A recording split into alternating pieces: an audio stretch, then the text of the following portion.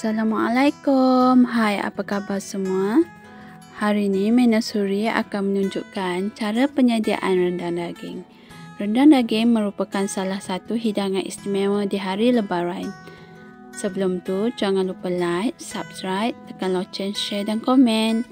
Jom ikuti cara Mena Suri menyediakan rendang daging. Jom masak. Di sini saya menggunakan 1 kilo daging lembu yang telah dibersihkan dan dipotong kecil macam ni.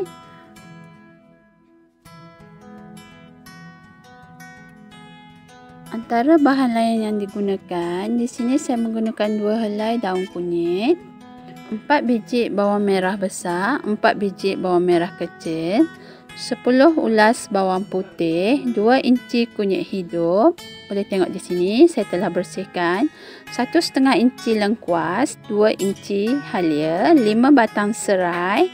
Di sini saya menggunakan 2 inci kulit kayu manis, 5 biji buah pelaga. Boleh tengok di sini bunga lawang dan daun limau purut. Untuk rasa rendang yang lebih sedap dan berempah, di sini saya menggunakan 1 sudu besar biji ketumbar dan 1 sudu besar jintan manis. Sini saya menggunakan 15 hingga 20 tangkai cili kering. Kalau nak pedas boleh isi lebih. 2 sudu besar gula merah, boleh digantikan dengan gula pasir. Garam secukup rasa.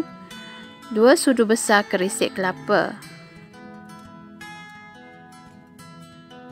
Penggunaan santan pula, saya menggunakan di sini santan pekat dari sebiji kelapa dan di sini adalah santan cair. Oh, lupa nak bagi tahu, di sini saya menggunakan 2 keping asam keping. Okey, mula-mula kita sediakan bahan kisar. Bawang merah besar dipotong kasar. Kita sediakan untuk dikisar, kita tak payah potong nipis sangat. Kita potongkan semuanya.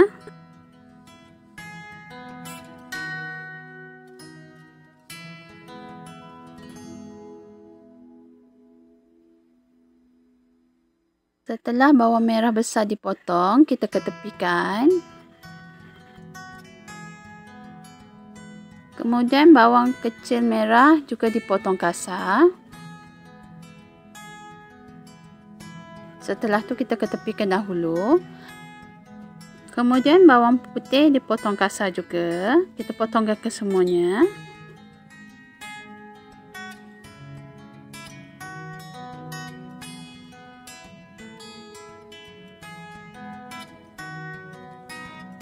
Setelah selesai, bawang putih diketepikan. Hiris nipis halia. Halia ni dihiris nipis supaya kita kisar nanti dia senang hancur. Okey, boleh ketepikan.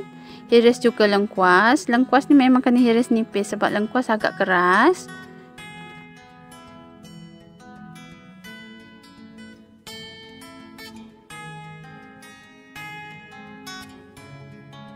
Saya hiris nipis macam ni. Kunyit hidup juga dihiris nipis.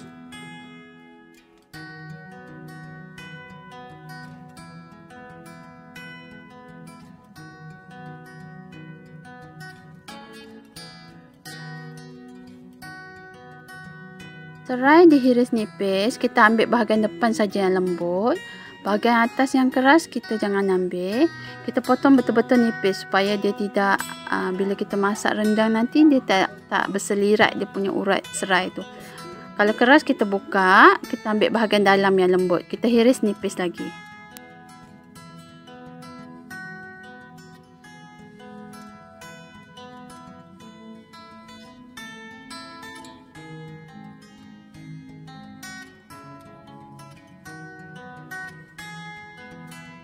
Setelah serai dihiris nipis, ketepikan dahulu. Daun limau purut kita buang bahagian tengah dia.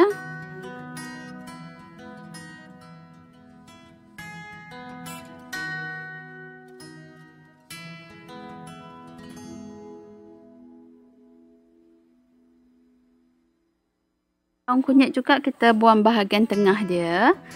Daun kunyit ni kita masuk kasar-kasar macam ni, kita siap macam ni. Tapi kalau ada yang suka potong nipis-nipis, halus untuk ditaburkan ke dalam rendang pun boleh. Dan kita sediakan bahan untuk dikisar. kita masukkan bawang merah besar yang telah kita potong kasar tadi. Kemudian masukkan bawang merah kecil.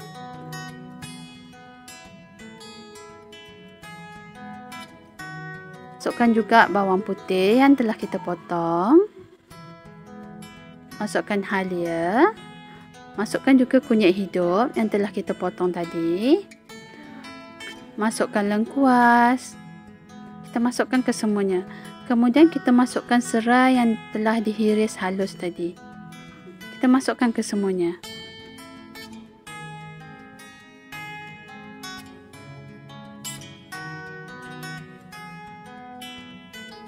Lepas itu masukkan cili kering.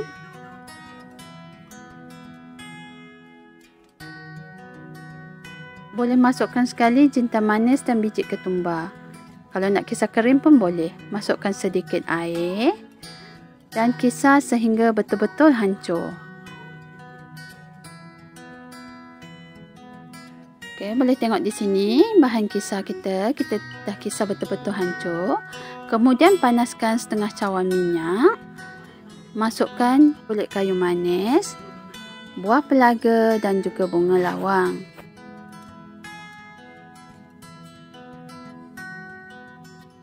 Setelah itu, boleh masukkan bahan yang telah dikisar.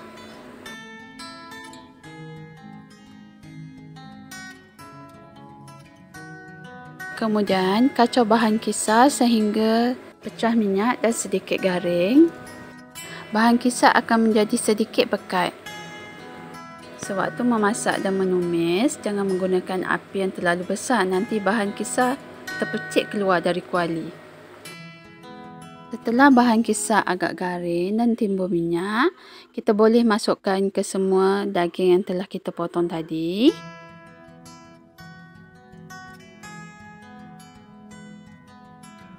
Kemudian kacau sehingga daging dan bahan kisar tercampur rata. Biar seketika supaya daging separuh masak. Setelah beberapa minit, daging pun dah separuh masak. Boleh tengok di sini.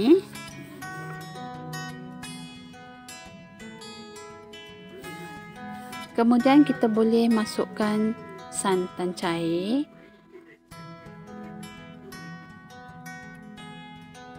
Kacau lagi supaya bahan tumisan dan santan cair tercampur rata. Ini saya tutup supaya santan agak kering dan daging akan cepat lembut. Setelah santan cair agak mengering dan daging agak lembut, kita boleh masukkan santan pekat. Proses nak masak rendang daging ni memang mengambil masa yang agak lama sebab kita nak daging betul-betul lembut. Kacau lagi supaya santan pekat sebati dengan rendang. Setelah mendidih, masukkan ke semua kerisik kelapa. Kemudian kacau sehingga kerisik tercampur rata. Kerisik ni dia memberi aroma dan memekatkan lagi rendang. Kemudian masukkan daun kunyit dan juga daun limau purut. Kacau lagi. Kacau sekali-sekala sebab kita dah masukkan kerisik kelapa. Rendang akan menjadi cepat pekat. Setelah rendang pekat, boleh masukkan asam keping. Masukkan garam dan gula secukup rasa. Setelah itu, kacau sehingga garam dan gula sebati. Kemudian kacau sehingga rendang betul-betul masak. Kalau kita nak tahu rendang kita masak, rendang akan menjadi lebih pekat dan akan timbul minyak. Okey. Boleh tengok di sini rendang kita pun dah siap, rendang pun pekat. Kita cocok nak pastikan daging kita empuk. Kalau daging kurang empuk boleh masukkan air lagi dan masak lama sedikit. Dan dah siap sedia untuk dihidangkan. Menu istimewa yang sangat sedap di hari Lebaran. Rendang daging boleh dihidangkan dengan berbagai juadah, termasuklah ketupat dan juga lemang. Sedap bau daripada rendang. Kalau makan ni tak boleh berhenti ni. Jangan lupa mencuba ya. Mudahkan menyediakan rendang daging cara menu suri. Kepada semua, selamat mencuba. Terima kasih. Bye.